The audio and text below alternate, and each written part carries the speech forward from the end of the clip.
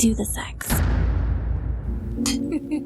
Today's Masturbation Monday topic is self-pleasure, aka masturbation for your sensual erotic blueprint. Now, if you joined me last week for Masturbation Monday, you know that my guest, somatic sexologist, erotic educator, and embodiment facilitator, AveryDean Swift, is joining me to help teach me, you, all of us, how to self-pleasure, masturbate, to explore our erotic blueprint. Now, if you have listened in the past, we have done an in-depth podcast episode, I think 2 actually, on the erotic blueprints. Again, I am going to leave a link below so you can go and listen to them so you can get, go really in depth with what they are. But in short, AveryDean is going to explain this better in a second. The erotic blueprints are a set of maps that help us find the path to our eroticism, pleasure, our turn-ons, and hopefully eventually orgasmic sex. And by exploring them in our own body, and if you have a partner, you can masturbate together and explore them together.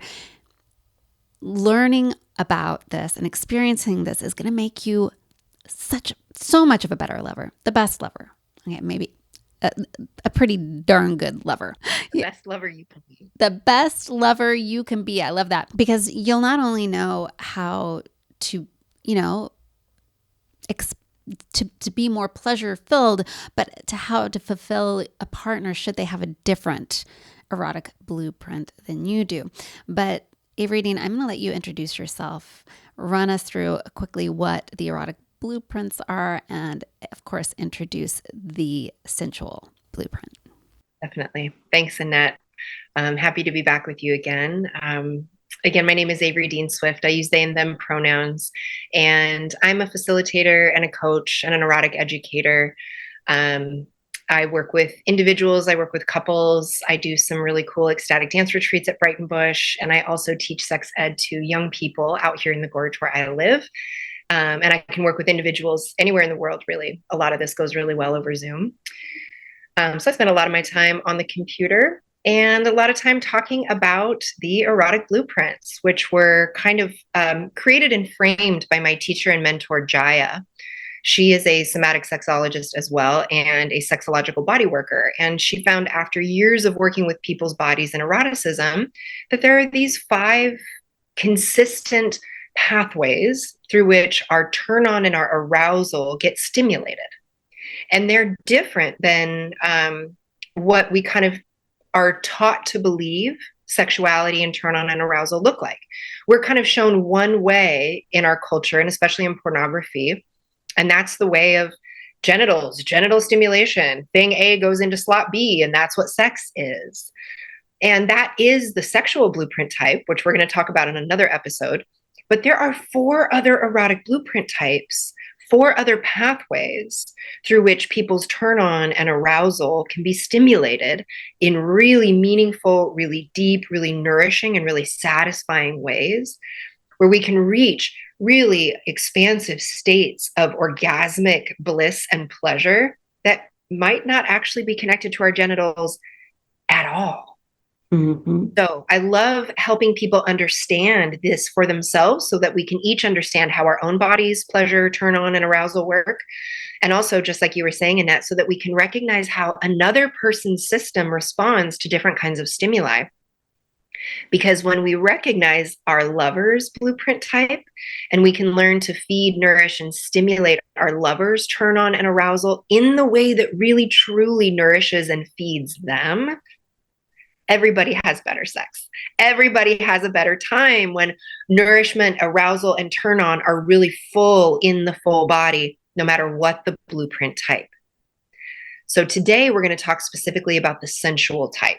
Really briefly, the 5 types are the energetic, which we talked about last week, the sensual, which we're going to talk about today, the sexual, which is the one most of us understand, the kinky, which most of us are probably at least familiar with, and then there's the shapeshifter, which is kind of all of them wrapped into a single type. So today, to talk about the sensual, I'll start by telling you a little bit about what that sensual blueprint type is. And the sensual type is a person who is most turned on by stimulation of the five senses, the five sense organs: taste, touch, sight, sound, smell. So a sensual person is someone who might take a sip of a delicious beverage, and really want to take a moment to drink in that sensory stimulation of taste. Mm. A sensual person might really enjoy being fed delicious morsels of treats, chocolate, berries, whatever it is that they enjoy. A sensual person, it's going to be pretty important to them that the sounds in the space are conducive to the experience. So the right kind of music, the right kind of lighting, the right kind of textures on the clothing or the bed or whatever surfaces folks are on. All of those things are going to be an important piece of a sensual type's arousal and turn on. The superpower of the sensual type is that they can have full body orgasmic experiences. And the kryptonite to the sensual type, the thing that will lead them to turn off the fastest, is if one of those five senses is stimulated in an uncomfortable way. So if there's loud construction going on outside, a sensual type is not very likely to be able to shut that out, where other types won't even notice it's happening. A sensual type might need their lover's body to not have any smells they don't like. So if your lover doesn't like your cologne, if they're a sensual type, it's going to be a no-go. Or if you maybe haven't showered in a few days, that might be a really hard thing for a sensual type to get over and to get into the mood for an erotic experience. If the lighting is too harsh, or if there's not enough visual, if there's not enough lights on that the sensual type can see what's happening, either of those extremes of the spectrum can be less arousing and potentially a turn off for a sensual type. Before we go on, I want to let you know, and I should have said this earlier, we are going to drop a link to a quiz you can take. You're going to scroll down. If you want to start getting directed towards what your erotic blueprint type is, there is a quiz you can take. And it's going to give you a good, close approximation. However, I want you to still listen to this series that I'm doing with AveryDean, because you should be exploring all of the erotic blueprints in your masturbation practice. So you know what they feel like, not only in your body, but you have some idea of what a partner might want who has one of the other erotic blueprints. Because I not only want you to build your own self-pleasure practice to, explore your pleasure potential, but I also want to help you be a better lover. And I think this is going to be key to that. So the quiz is a lovely way to get a sense of what your brain believes your type to be, because most of us will answer those quiz questions from our brain. And then there's also our body. So just like Annette was saying, it's really valuable to not just stop at the quiz and believe that that is the end all be all of your type, but it'll give you a really good idea of what your type might be. And then take that information and listen to this series of Masturbation Mondays, where we're going to talk about what type of touch each of these types might enjoy, and exploring that a little bit in our own bodies as we go, so that you can understand, how does your body actually respond to these different types of touch, and how much access do you have already to each of these blueprint types? Because we all have the capacity to expand into all five blueprint types. Even if we are squarely seated in one, we can, little by little, bit by bit, learn to expand ourselves into the other, so that we can enjoy pleasure from multiple different pathways, so that not only can we give pleasure to a lover who's a different blueprint type than we are, but we can actually learn to share pleasure with a lover in any of these blueprint types, so that it can also be a shared experience, as well as find the spaces to really feed and nourish a lover to get their arousal and turn on into a really juicy place where everybody can play together and enjoy orgasmic bliss. As I had shared with AveryDean and everybody who was listening last week, I thought I was a kinky Blueprint. And what I have realized, and I'm like 99.9% confident, is I'm more of a shapeshifter erotic blueprint, which we will talk about. It will be our final in our series, so keep listening in the upcoming weeks. And as you are talking, like we were talking about energetic last week, and I was like, oh God, I love the buildup. I love it when someone's just, their skin is close to mine. They're about to kiss me. And I like, it is that breath on, my face or my neck before we kiss. That's my sweet spot. But then now talking about today, the sensual already, the description. And those of you who have been listening to my Masturbation Mondays, you know that my bed has super soft material. I talk about that all the time. I talk about setting the scene, and I love candles, and I love scent, and sound is super important to me. So yeah, fascinating. This is good stuff, folks. Good stuff. And the reality is, Annette, like I said, we all have at least some access to all of these. These all live somewhere within us. It's more a matter of how much connection and attunement do we have to each of these pathways, to each of these blueprint types, to be able to experience the pleasure, the arousal, and the eroticism that lives within them. Mm-hmm. And for many people, our blueprints kind of come in a stack, where our easiest to access blueprint is at the top. And maybe previously for you, that was kinky. That might have been the thing that was like, this is the thing that turns me on the most. I can go right there. And a lot of us have at least one kinky thing or another that no matter what else is going on, you bring that kink in and woo, things open up. Mm-hmm. Kind of the beauty of kink, right? But there's a stack. So you might have one that's at the very top that's the easiest to access. And then you have the next one that it might be right there, but maybe you need a little bit of that number one to open up access to start to feel the arousal and the eroticism for the next one in your stack. Mm-hmm. And then they go through that we all have all five of them somewhere within us, even though if the one at the bottom, we may not have much access to. Like there are some people who are like, I am not kinky. Nothing about me is kinky. I don't have, nothing kinky feels arousing to me. My guess is there's something that you just haven't found yet, or maybe there's something that you don't think of as kinky, but that falls within that kinky blueprint type. But we'll get to that in a couple weeks. Cheers. Let's talk about masturbating for the sensual blueprint.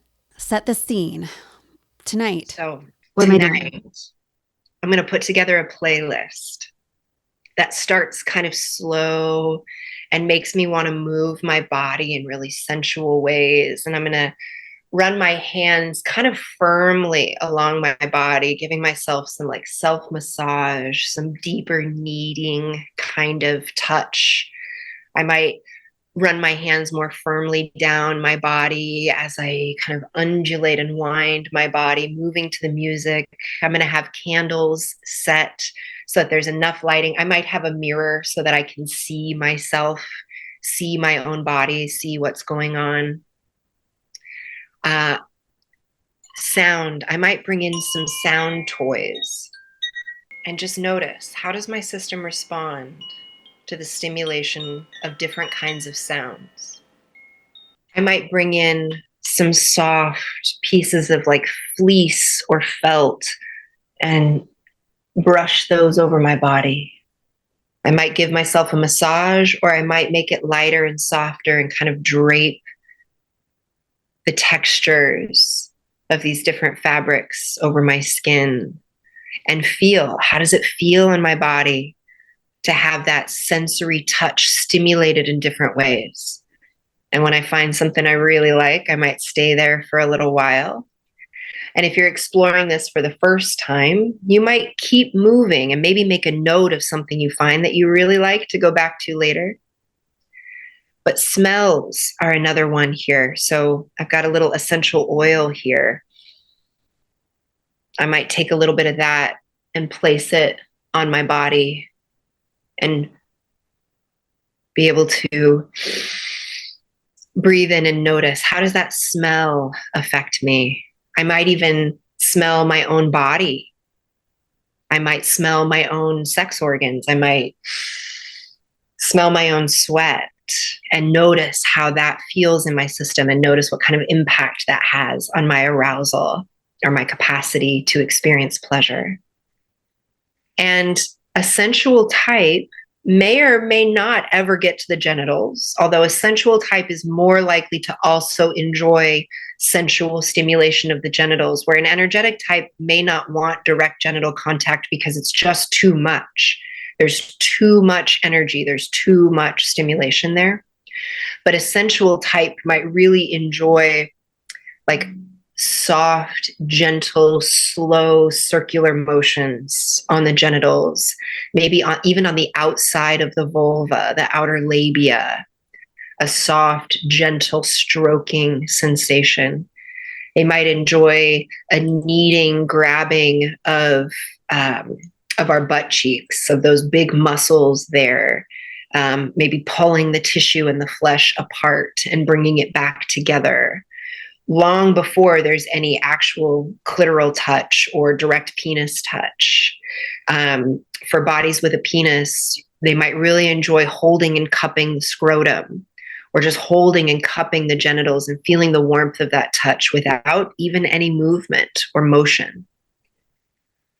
So for the sensual type, it's really all about how do we stimulate those five senses and let that stimulation kind of build and build and build without really having a goal in mind, with enjoyment and pleasure being the focus and not driving toward a particular destination, not driving toward one particular act, not driving toward a climax, but really just luxuriating in all the pleasure that's available through the senses, through touch, through taste. We might have a plate of beautiful food put together and go for those delightful mouthgasms that can happen as we taste the most delightful combination of, say, strawberry and chocolate is a common one that many of our taste buds go woo for. It's really all about sinking in. I definitely have mouthgasms. That's for sure. Most of us have experienced that at one time or another, and that's related to our sensual blueprint type. And it doesn't necessarily always feel erotic per se when we're having that mouthgasm, but that deep sense of orgasmic pleasure that moves through our body, that's what that is. And I think also you start to have, quote, the mouthgasm. You taste something and it's super pleasurable. And then you're also in a setting that has the scent going and the music going. That can start to just turn you on, like light up your body and turn you on.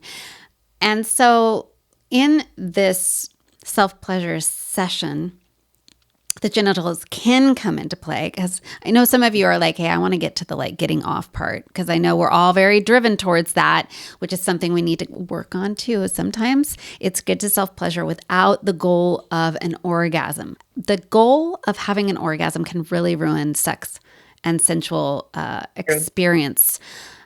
And I think, I know this is very gender specific and it's probably me generalizing, but I do think, especially because I have so many cis men talk to me and reach out to me about having partners just losing interest in sex.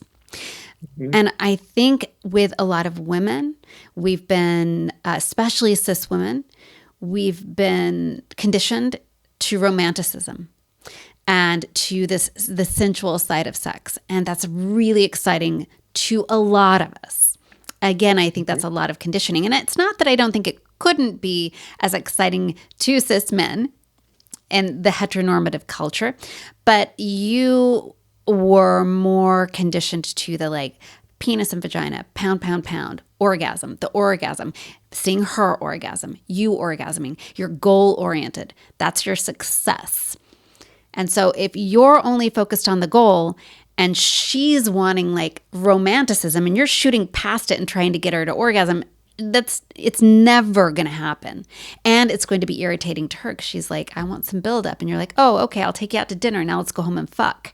Well, that's not going to cut it, folks.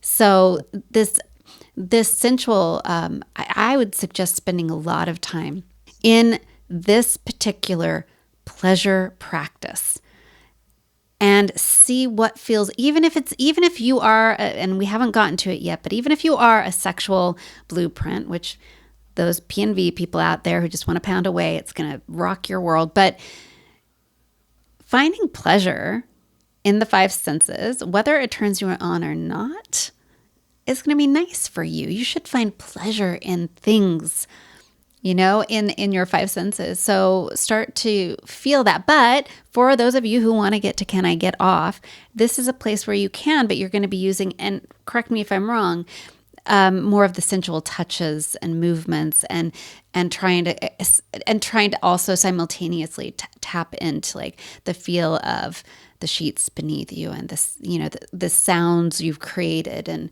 And is that correct? Yeah, because for a true sensual type, all of that is going to be part of it. Right. And a true sensual type is maybe going to enjoy the PIV hard fucking as well. But a true sensual type might even more so enjoy more of like a slow, luxurious undulating of bodies together. Mm-hmm. That's a little less of the hard pounding kind of fucking sex. Right. And more of like a lovemaking style undulation, because that then moves through the entire body. And those orgasms maybe start in the pelvis or in the genitals. They might even start in the nose or the mouth, or they can start from so many different places, and then they move through the entire body in a similar way to how energetic orgasms do, but definitely different. And if you're familiar with both, you really can tell the difference, because the sensual orgasm is like deeply within the body, and it's a fluid undulation of the whole system, almost like a snake. Like if you're familiar with the concept of Kundalini energy, the snake that lives coiled at the base of the spine and then rises up, it's that kind of round, spirally undulating energy that really moves through with the sensual type and can move through the entire body. So for me, my session is going to look like, well, my life is set up for this anyways, because I think the sensual blueprint is strong in me. I already have a bed with like lots of pillows. It's all fleece or velvety material. But I think what I would do is take more time. Like I'd make sure my candles are lit. I'd make sure that I have the scent just right. I'm hugely affected by scent. Maybe I don't always I don't play music when I masturbate, but I'd set myself up for some good music that gets me in the mood and makes me feel sexy.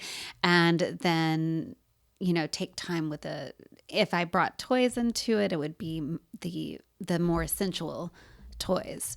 I'm not going to ram a butt plug in there and get going. So, and an important thing for a sensual too is clean up the dirty laundry off the floor. Make sure the dishes are done. Mm-hmm. Because those kinds of things can take a sensual type out of their body straight up into their head where they're overthinking things. And that can be a turn off and a shut down for the sensual type. If they are thinking about what else needs to be done, or the cleanup that needs to happen, or how that smell is just a little bit off. Maybe I don't really like this candle, or maybe I don't like the perfume that my lover is wearing. Those things can all be a turn off and a shutdown. This is probably why I love sexy hotel sex. Because you're going to this room that has been clean and it's perfect and it's beautiful. And you go to the restaurant and you have the tasty drinks and the nice food. And then you go up to the room and it's clean. And I don't have to worry about any of it because I'm leaving it behind for someone else to clean up. So that's a very sensual experience. And that is a treat you could give your sensual partner if you find out that, take them to do sexy hotel sex. I love that. I think this is great. I love it. Any final notes? I feel like you guys know what you need to do tonight. Set the scene, clean up the house, turn the music on, explore touch. Don't go straight for the genitals, but you can get there. But take a very long, slow, sensual, spiraling, circuitous route before you get to the genitals. Wait until your lover's genitals are begging to be touched. Play with that energetic tease and anticipation a little bit as you're gently touching around the different parts of your lover's body, following the curves, kneading the muscles, squeezing different parts gently, unless they want it more. But really taking your time and building, because for most of us, even those of us who do want to get to the fucking, who do want to get to the orgasm, the more we build it up, the more satisfying and expansive those orgasmic experiences can actually be. Yeah. Faster, better. Faster is not always better. More pressure, more speed, more intensity is not always better.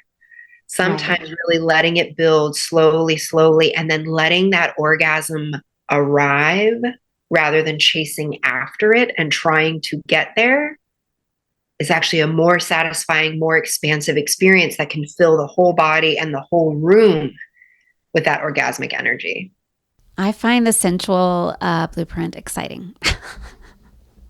I need more of that in my life.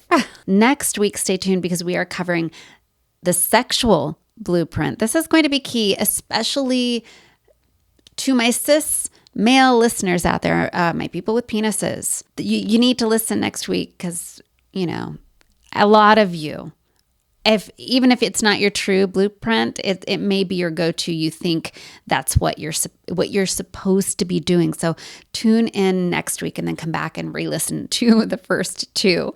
But that's what we're covering next week. But can you tell everybody where to find you? Definitely. So you can find me at embodyyoursenses.com. That's my website for my erotic coaching work and somatic sex education. And you can also find me at the handle at Embody Your Senses on both Instagram and Facebook. And if you're interested in more of the spiritual embodiment and somatic embodiment sides of my coaching work, you can find information on that at gorgebodywise.com. And you guys know, if you want to, if you're just listening to this on an audio podcast app, you can go to my YouTube channel at Annette Benedetti and you can actually see our beautiful faces. Also, it makes it really easy for you to drop a question in the comment section below the video, which helps me keep organized my questions and like who I'm going to reach out to get the answers to you. I have also started coaching people who are struggling in their own intimate life, connection with their partners. You can find out more about that by going to talksexwithannette.com.